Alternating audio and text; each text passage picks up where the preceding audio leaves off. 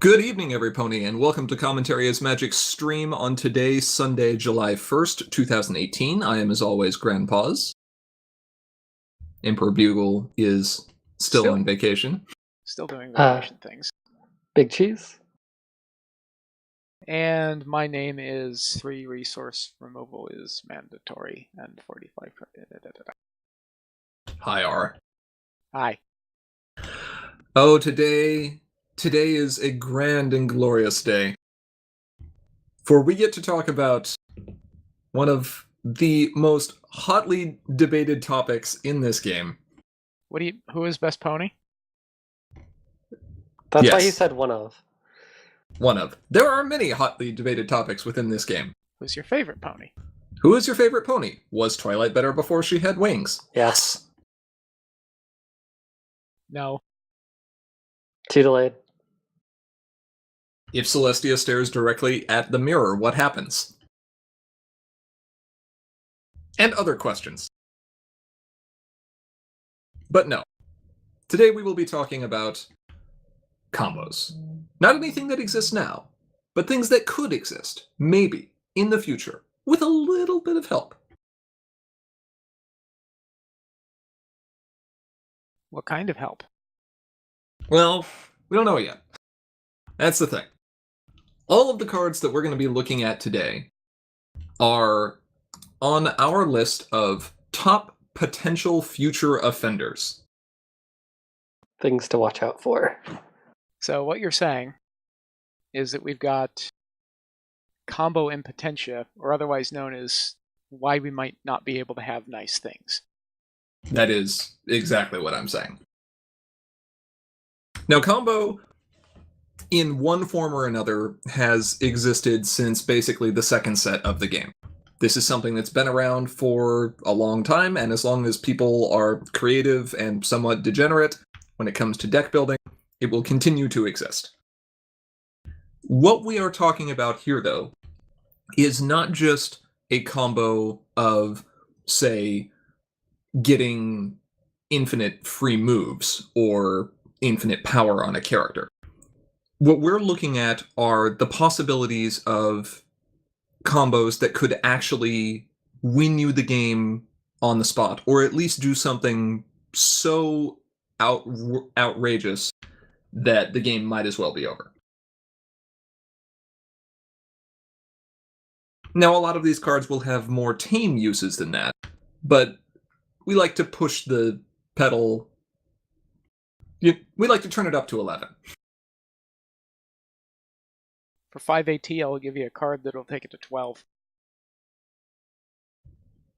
Does it have Twilight without wings on it? No.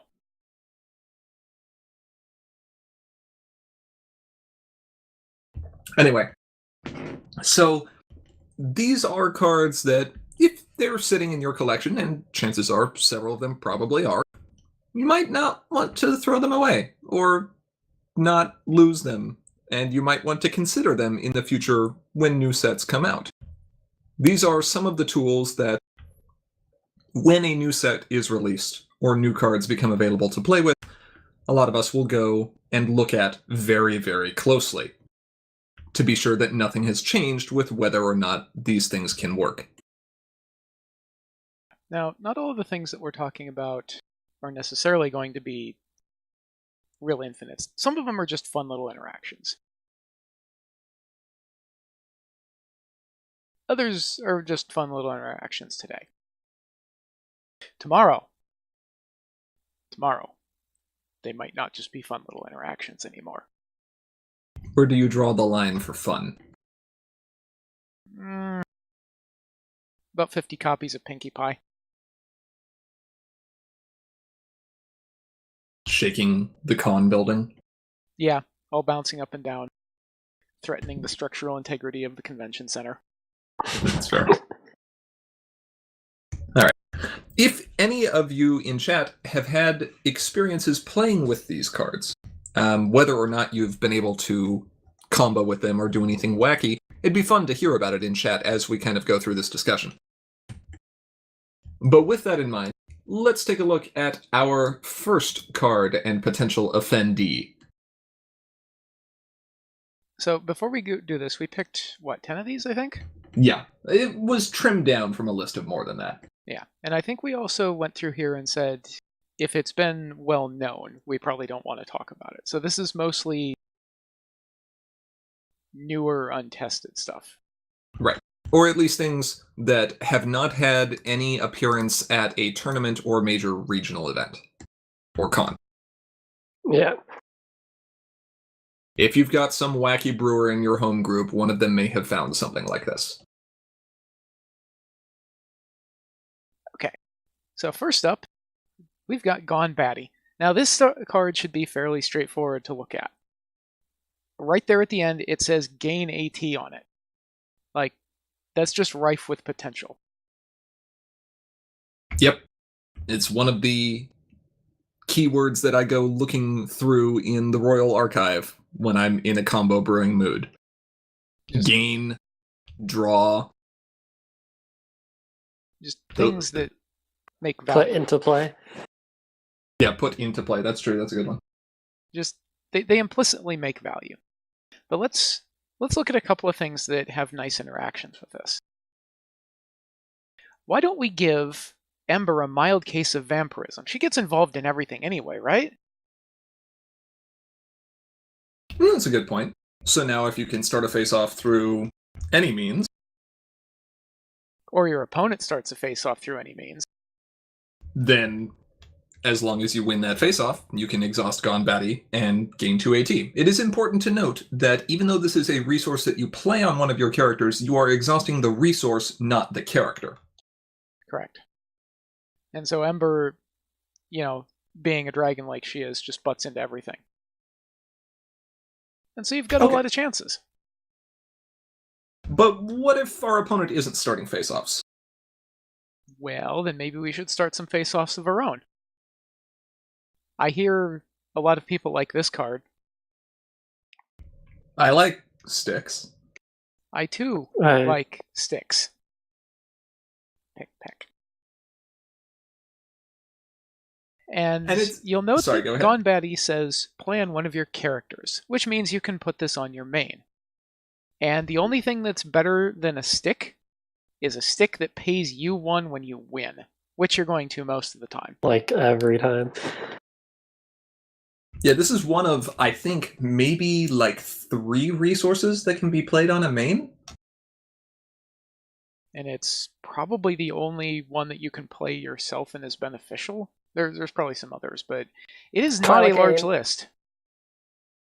Ah, yes, Twilicane. Shenanigans. But maybe we haven't taken this far enough. Maybe we can take this further. Are we dialing it up to 11 or 12? We're going to take this to at least 10, maybe 11 or 12. Let's take a look here. So let's use Rainbow Dash Hanging Out. At the start of a face-off involving this card, you may ready another friend with this card's problem. And then we've got Weather Leader over there that says exhaust this card to ready another one of your cards. Doesn't say another friend, another card. So you can use Weather Leader to ready the stick. Okay, sure. But Gone Batty still has to exhaust itself. Well, fortunately enough, I have an answer for you. And this is, of all people, probably your fault for reading the rules this closely. Yes. Gone Batty is unique. And as per some of the shenanigans that we've noted in the past, if a card is dismissed due to uniqueness, it is not affected by replacement modifiers such as the one that Hoity Toity would make. And so what you end up with here is the ability to, after exhausting Gone Batty and gaining the 2 action tokens, you play another Gone Batty from your discard pile and choose the exhausted one to get dismissed by the game due to uniqueness, and then you have another ready Gone Batty. And so you'll pay a token to hit something with a stick, probably win, exhaust Gone Batty to gain 2 action tokens, and then pay 1 action token for the Gone Baddie that's in the discard pile, yada yada, etc. And you've scared your opponent's entire board. For free, effectively. Well, for a large initial AT investment, but nothing beyond that point. Oh, and Sounds the fact good. that it's in 5 colors and needs all these random cards. Whatever. 5-color combo, it's fine. Dude, it's only 4 cards. Like, that's kind of low for combo. Although none of them are events, so you can't gyro them. But 2 of them are friends. Actually, resources are easy to search for, too. It is also good to note that you can end up with Gone Baddie or Staff of Sakanas in your discard pile if you just want to replay it with Hoity Toity. You can do the same thing with Singing Barrel as well. So, it's options. Uniqueness violations and replacements. 104.3. You are the best rule. I think by that you mean the worst rule. This one is actually fairly new because this wasn't possible until that reinterpretation of that rule. When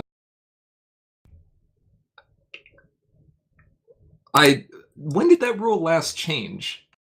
I don't believe it's actually changed. It's just that you sat down and read through it with a fine-tooth comb the likes of which a lawyer would be proud to own. And discovered that, well, actually, and the rest is history. Actually. Animoy points out that you could run social obligations, but social obligations does require you to exhaust your main character. So you'd only be able to get 1 point out of it. You could also change this to get rid of the Gone Baddie and Ready Rainbow instead of the Gone or the oh yeah, that's right, it has to stick. Yep. It's messy. Sticks. It is messy. So this is actually a functional engine that we have right now. It's expensive, but it works. What would this need to be really absolutely obscene? To Fewer kick out, colors. to kick out an extra ready or an extra AT. Right. It needs fewer colors. Eh.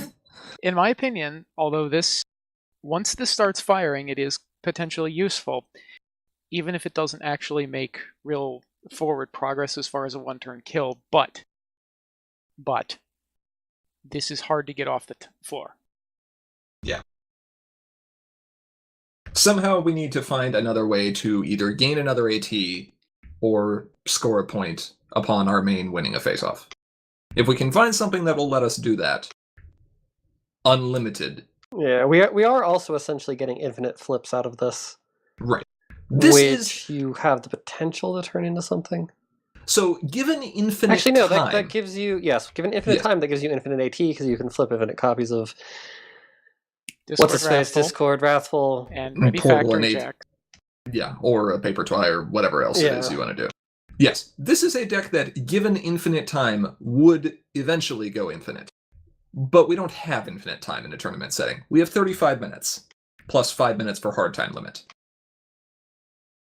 And unfortunately, because this starts an incredible number of face-offs, there is basically no way to loop this interaction and shortcut it. You've got to do everything by the book.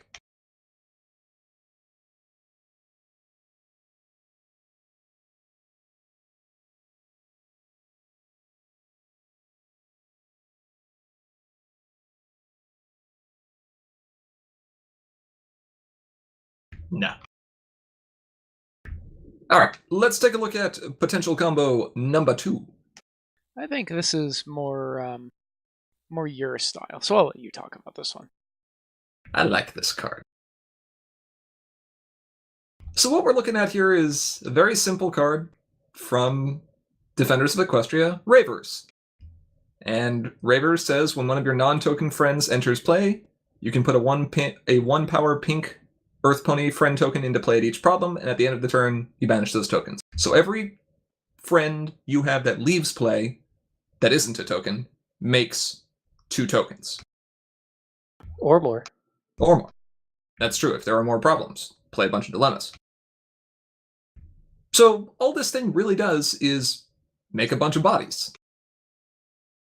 But it turns out that in certain situations, making a bunch of bodies can be pretty good. It just depends on what you do with them.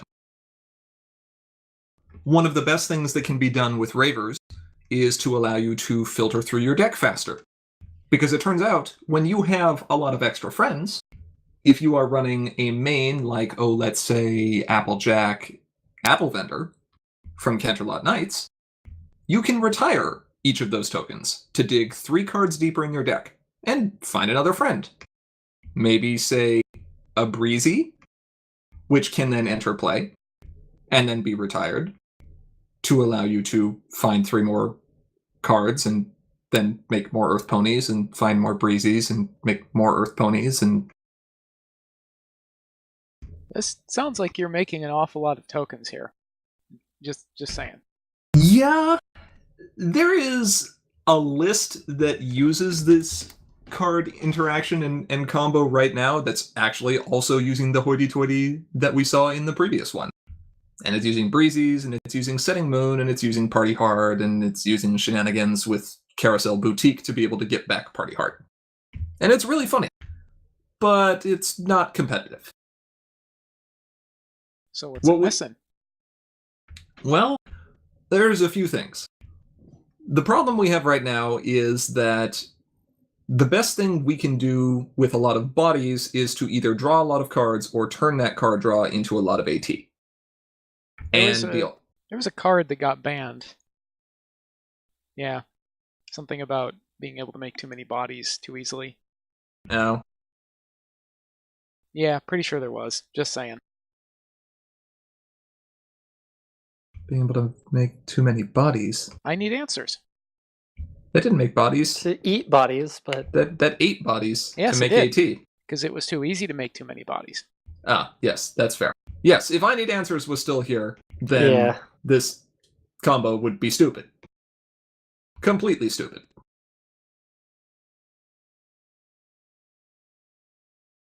But it's not.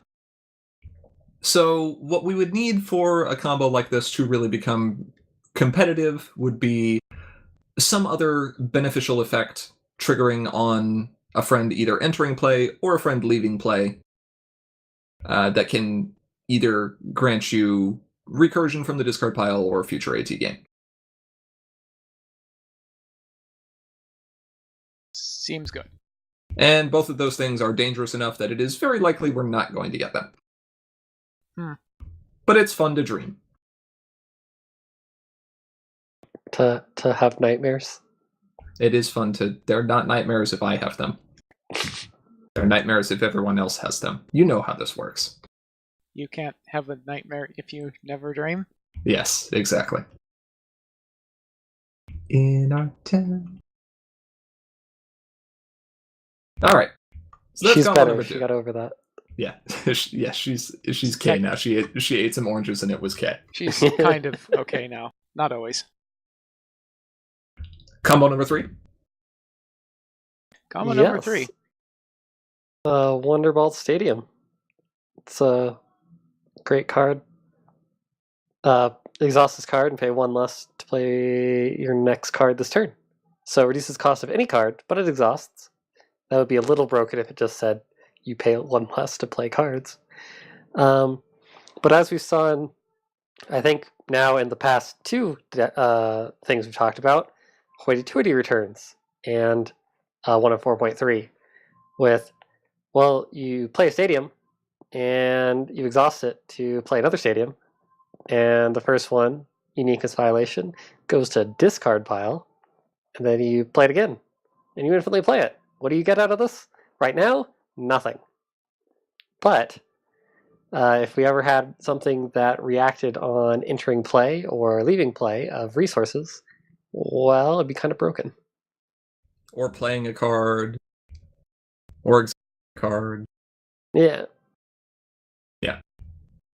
Out of all the ones we've talked about so far, and I believe most of the ones that we're going to have here, this interaction is perhaps the most dangerous. Yeah, this is very rapidly goes stupid because it's only 2 cards.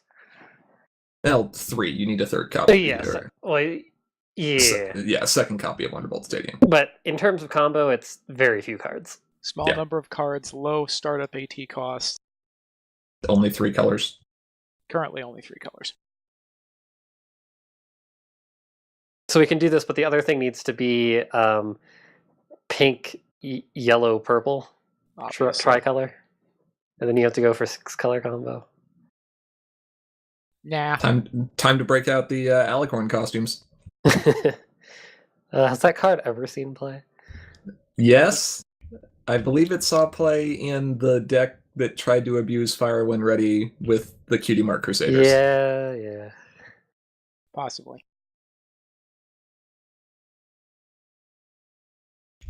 So yeah, this particular interaction, as Cheese says, is really just one card away from being very, very busted. Just going off the edge. Yep.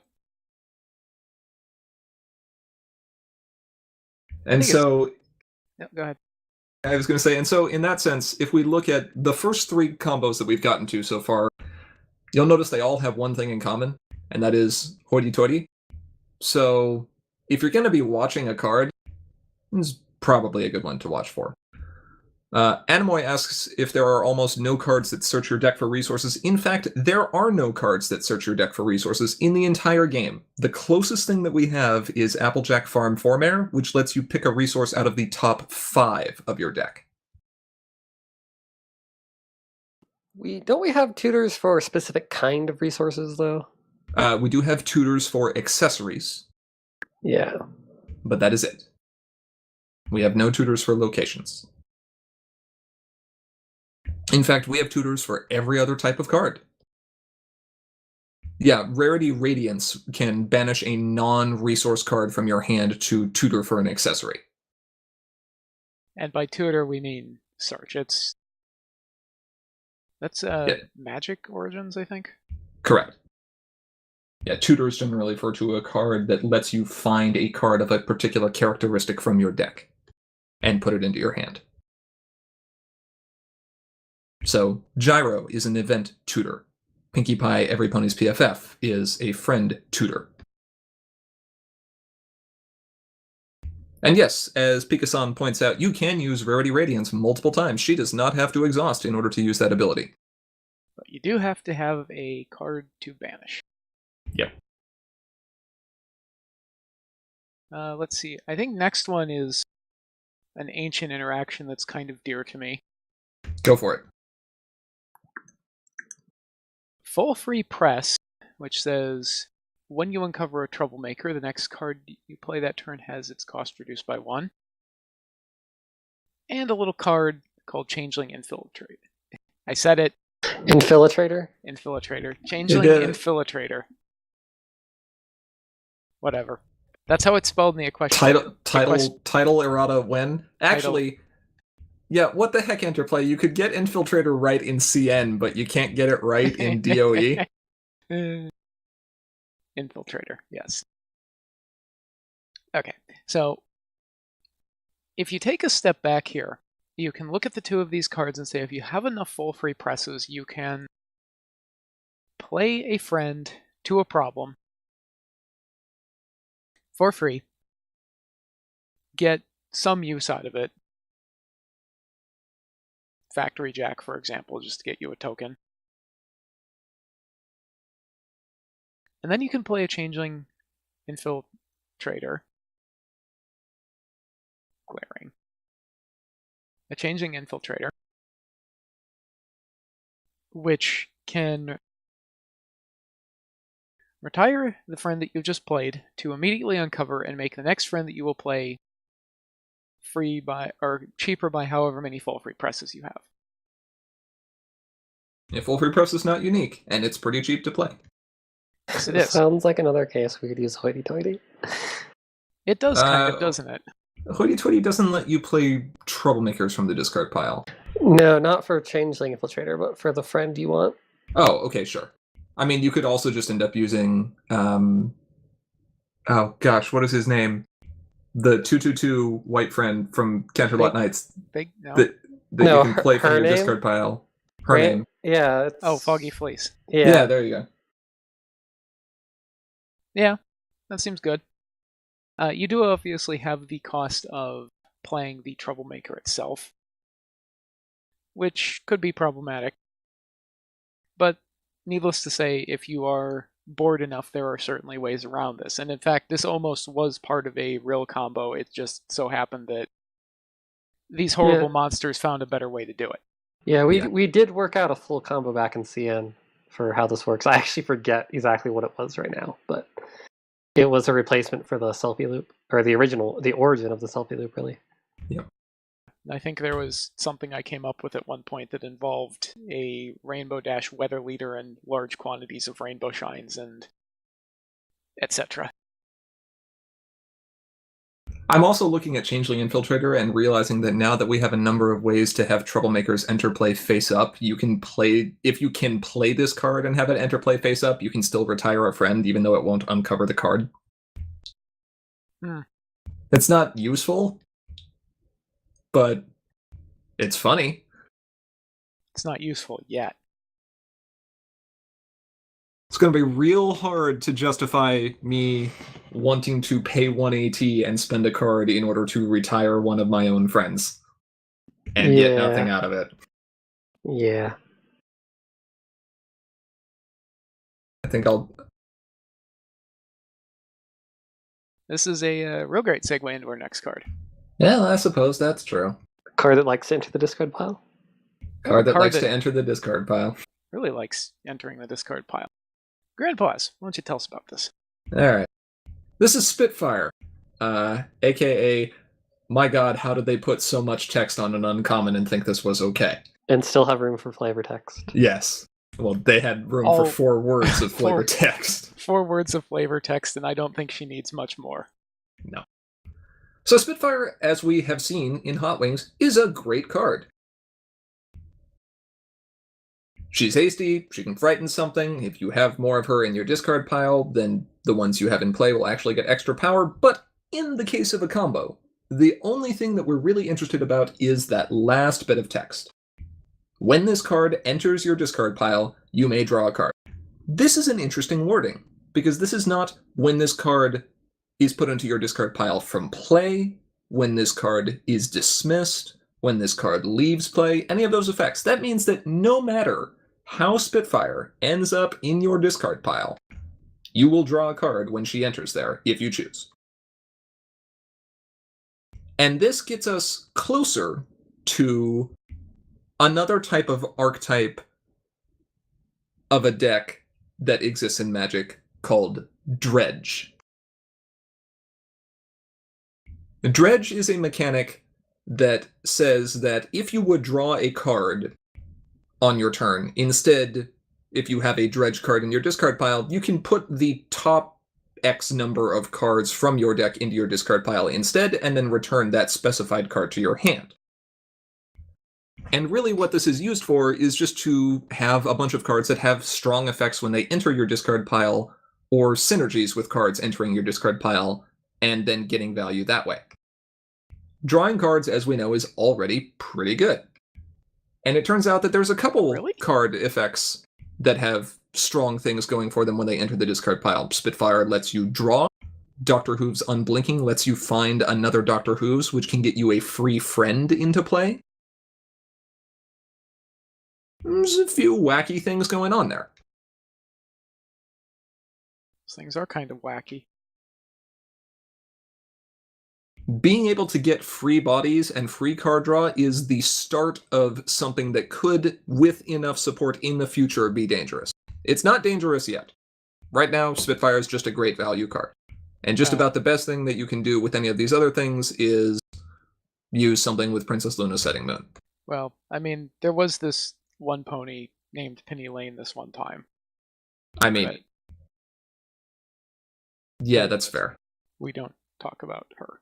It's true. We don't talk about Penny Lane. She was a bad pony. She knew exactly what she did. No, but just something to look at. She got her identity stolen. But that's a future stream. Yeah. What we're looking for in this card is, and other future cards, is how we can get value by doing nothing. Or at least nothing that's going to have a meaningful cost. There are a lot of cards that are going to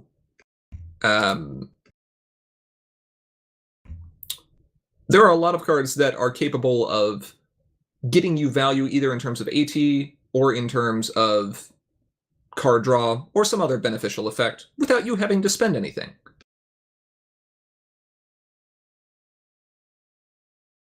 And that's a great place to go looking for combos to start.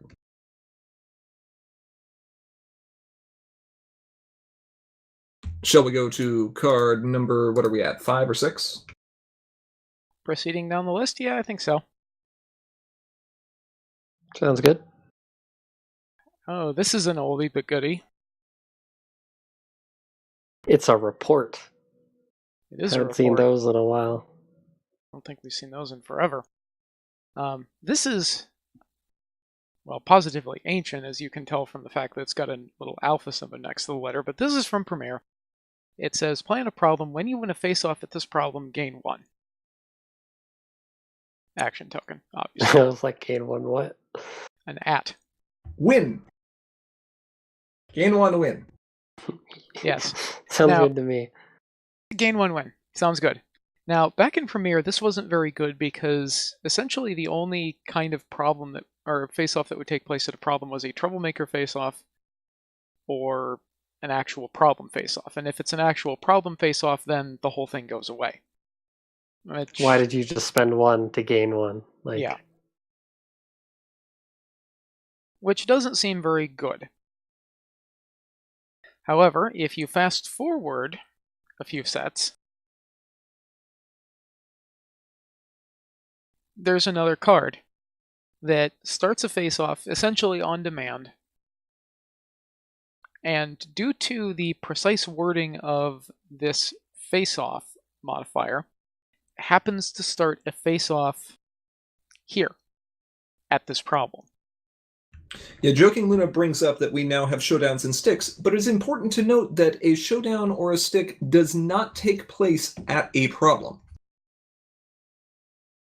Excluding the mass showdowns that cost 3 AT from Crystal Games.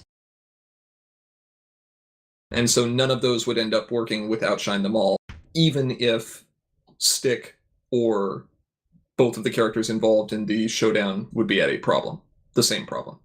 The modifier that starts the face-off has to explicitly say here or otherwise make it very clear that that is taking place at the problem, which Nightmare Moon Blackest Night does, because both this card must be necessarily here and that it's a troublemaker, and an opposing friend here. Therefore, the face-off that starts takes place here at the problem, and thus Outshine Them All will work. Now, Nightmare Moon costs 3 action tokens to start a face-off with an opposing friend. However, if you win, and we're certainly hoping that we do, you get 3 action tokens back. I mean, if you have 3 Outshine Them Alls.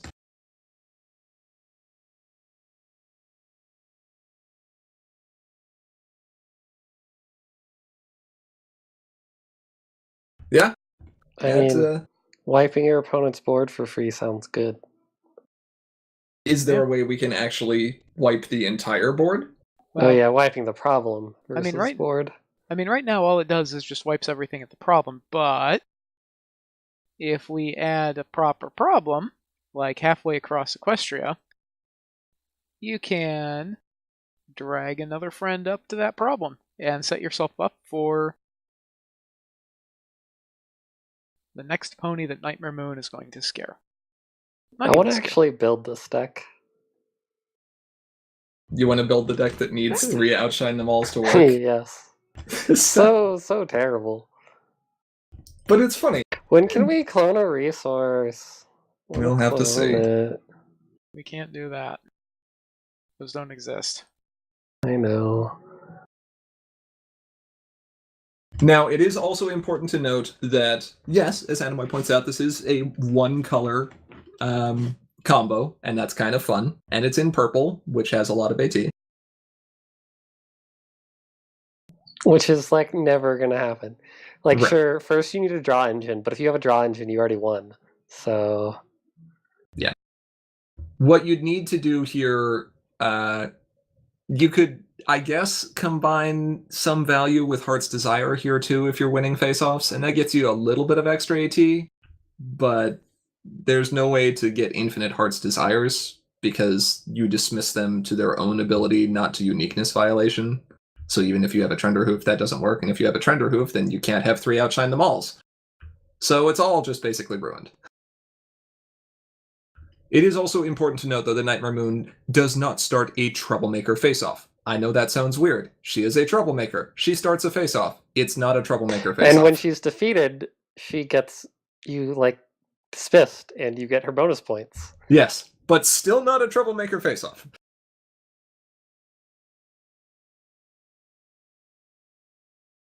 Yep. Anyway, something to look at. If we somehow got a way to clone resources in the future, or to get extra value out of just winning face-offs with unlimited usage, then either of those two effects could potentially help. All right. Shall we look at another card? Another oldie but goodie? No more cards. We've Too seen bad. too many. We're looking at another card anyway. What is it? It's Philomena, Bird of a Feather. Hey, anybody remember that ultra rare from back in Premiere? Yeah, I ran it in my first deck. That turns everything into Why? a critter? Because it was Fluttershy Pink aggro. I guess. Seems good. Caretaker, man. There's an ability, there's a keyword you haven't used in like But 5 she's sets. already a critter. You would already get Caretaker. Maybe there was another boosting thing, or like a Forest L. Oh, I remember what it was. This was... No, I don't remember what this was. I have no idea. Don't ask me. But this is interesting because what this does is it turns everything else at this problem into a critter during any score phase. There's Not just your score phase, your opponent's score phase too. Yeah. So there's some cards that care about critters. Just a few. I mean, the obvious one here is, as Joking Luna says, teamwork. But since everything's turning into a critter, it doesn't matter what trait the thing with teamwork is in the first place, because it's going to be a critter along with everything else. And so here's a few cards that have teamwork. One of these cards is not like the other. No, one of these cards is indeed not like... Two of these cards are not like the others, but one of them is... These cards is really broken. Arguably. So you can turn Trenderhoof Travel Rider into a critter. And now if something leaves play, you can... I don't even remember what he does, but... Get a card back from your discard pile. Text Into hand. Yeah. So if you've got a way to get a bunch of your stuff to leave play during a score phase, and have some spare action tokens, yeah, you could swap some things out. You could run Spitfire and just have lots more power. You could run Flamingo, and as long as your main is also there, that's still more power. Or if you just want to watch the world burn, and, you know, maybe I do, because problem face-offs take place in the score phase, you could do this with Applejack Carbo Loader and exhaust every single one of your critter tokens to flip an additional card. Should totally run this in Zippo. And somehow add orange. Speaking of Zippo, let's look at some more cards that care about critters. First and foremost, we've got Zippo the Destroyer herself. Every hasty friend is now a critter. Seems good. If all of your things are critters, then they will naturally have +1 power off of fast food. If you've got a Kratos, okay. Everything's a critter. I retire all the things. This is also especially fun because it means Kratos can retire himself. Kratos can retire himself, but how about we retire a Spitfire and draw a card off of it? Hey, now you're talking. And then we've got Private Pansy, which purple seems relevant, and if we were to, say, interdimensional portal Private Pansy to, the other problem, she would pull along one of your other friends, because it's a critter.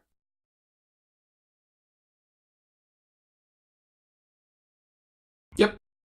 Turns out that trait manipulation is kind of dumb. Or in the case of Magic, extremely smart, because that's actually how you build a computer that runs in the Magic game itself. Fair.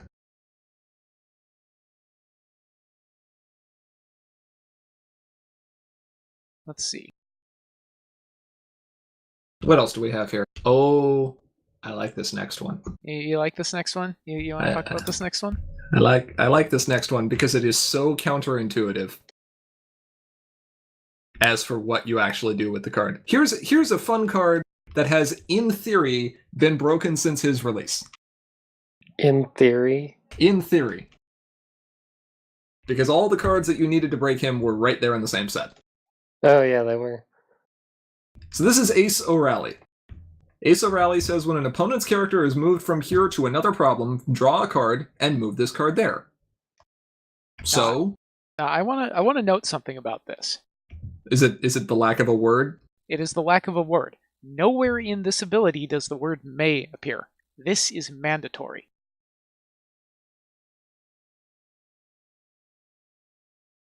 Yep. If your opponent moves a character from wherever Ace is to another problem, you're drawing a card and you're moving Ace there, and you have no say in the matter. Unless there's, say, a Luna, but I mean, sure. But you're drawing a card. You know what's kind of fun about infinite movement? Most of it takes place in, well, it's possible, and most of it takes place in pre-priority processing, where it's too fast for anyone to respond to it. Hmm. So, drawing our whole deck seems like it could be good with Ace O'Rally, but that's not actually what we'd like to use him for, because the problem is, if we somehow got our opponents to move a couple of their characters back and forth, even if those characters could cause an infinite movement loop, all of those infinite movement chains are optional. So our opponent could just say, no. No. I rather don't think I'd like for you to draw your entire deck.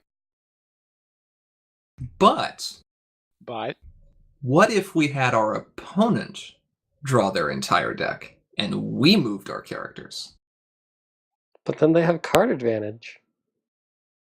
But they also have no deck. And I also played Pile, and now I have all my plates. I mean, yes, that is a thing that could happen. Not with the current interactions that we have, because Old Switcheroo is only main phase. But you could do wacky things like, oh, I'm going to play the Old Switcheroo on my Ace O'Rally that's at a problem with one of your friends, and if you don't have a friend there, here, have a screwball. And then I'm going to create an infinite movement loop between two of my characters, and you're going to draw your entire deck. It would be a real shame if I were to uncover a Nightmare Moon right now. That would actually be good, wouldn't it? Oh, wait, yeah, that would be great. Wait, that would be great. Yeah, because then your entire deck would be in your discard pile, and you would be sad. Oh, what if we could banish our opponent's entire discard pile for, like, one card? What do you mean, what if? Throw in a magical misfire in there too, and then our opponent has no deck and no hand and no discard pile. It sounds great. Sounds like Peck. I mean, if you insist, God. It does kind of sound like Peck.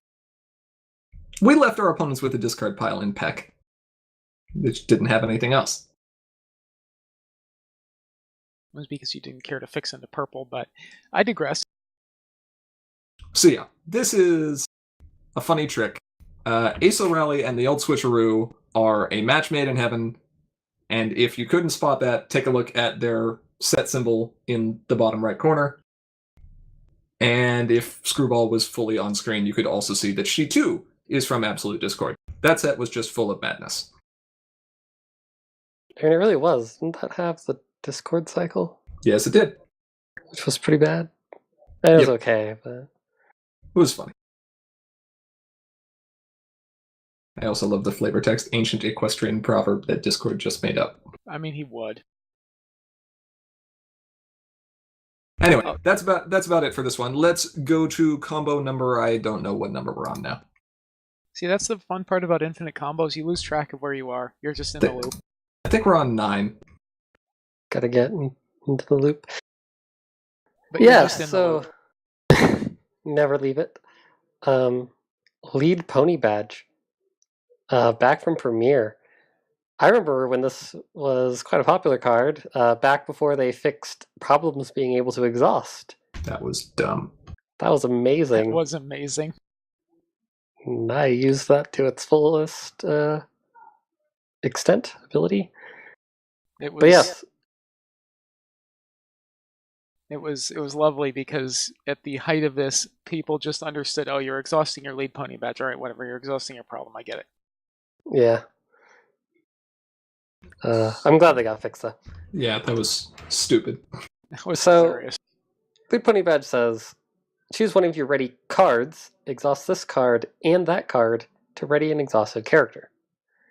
So what this lets you do is exhaust any card. And Any card?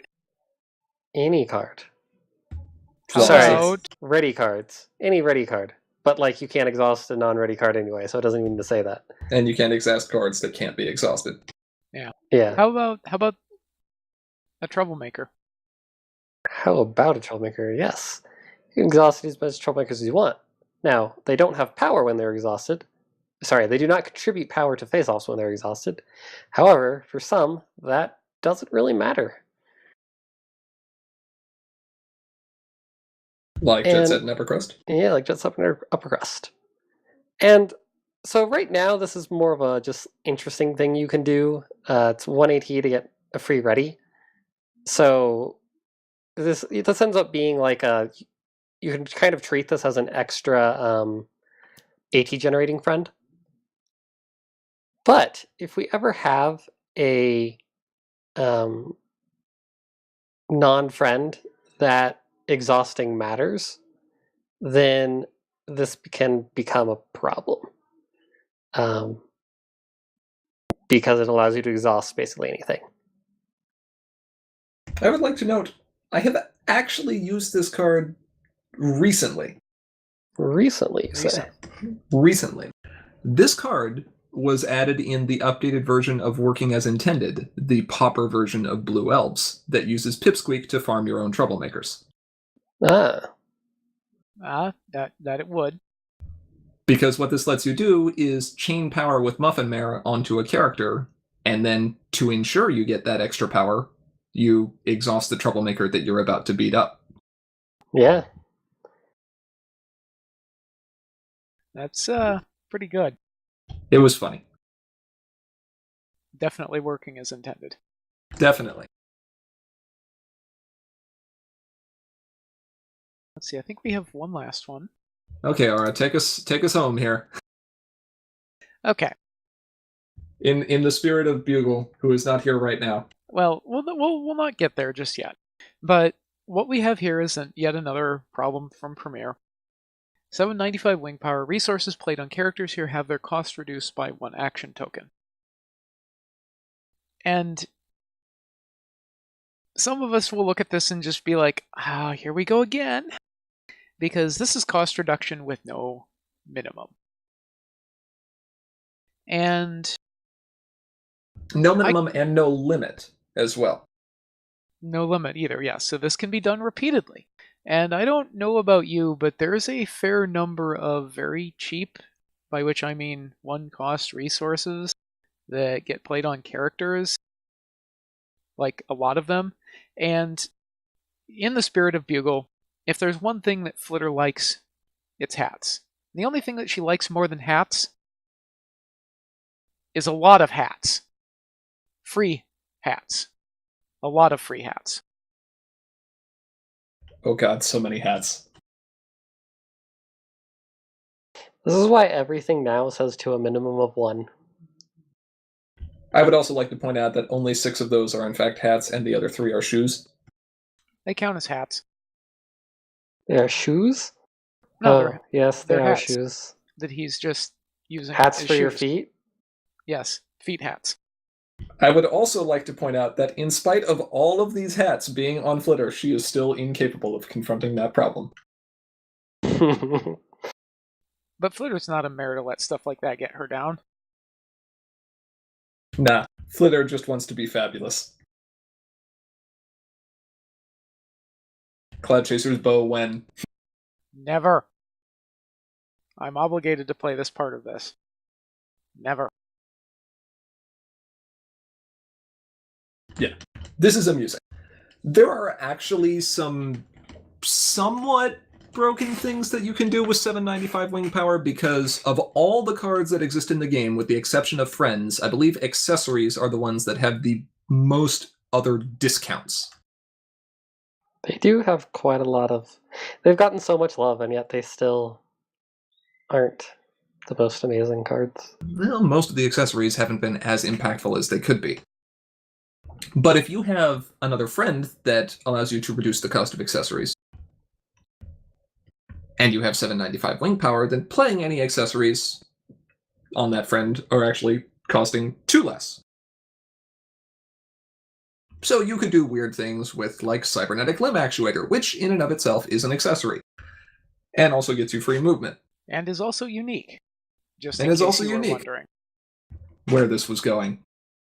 And hey, what if the best tutor that we could have would be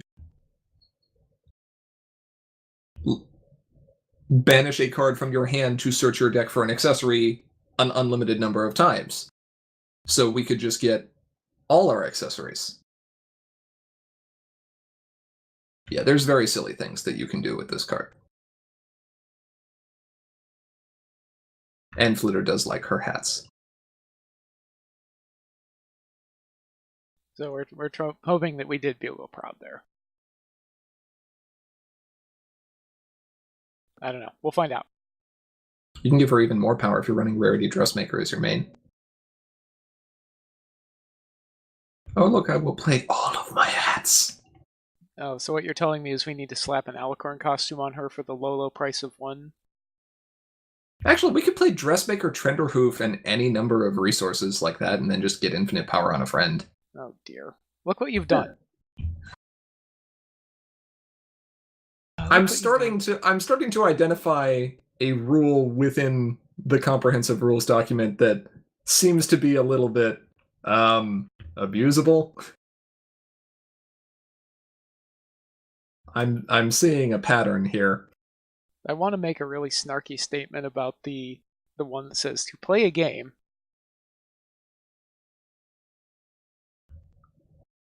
And just Anyway,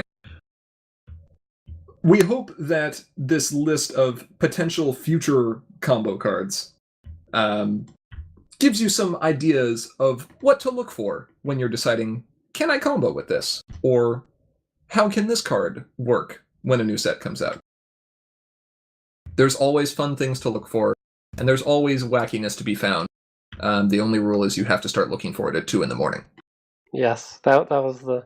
I was seriously suggesting that we delay the stream until 2 a.m. because you can't possibly come up with combos unless it's 2 a.m. 2 a.m. is in fact combo o'clock. for various reasons. We still don't know why it works like it does. Yeah, we don't know why that works, but all the really dumb combo stuff has always come up at 2 a.m. when we're sitting around in a sleep-deprived state talking about interactions or something, and then someone goes, "Guys, I got it." I've said that a few times. Yep. Heard it from the rest of you, too. Yeah, pretty much. So to be Anyway. an effective combo player, keep Harmony in mind, because if you look at the balance of cards that we talked about, a good chunk of them are from Harmony. A lot of the more interesting effects are older cards. Newer cards are designed with, to some degree, combo in mind, and deliberately designed to not enable combo.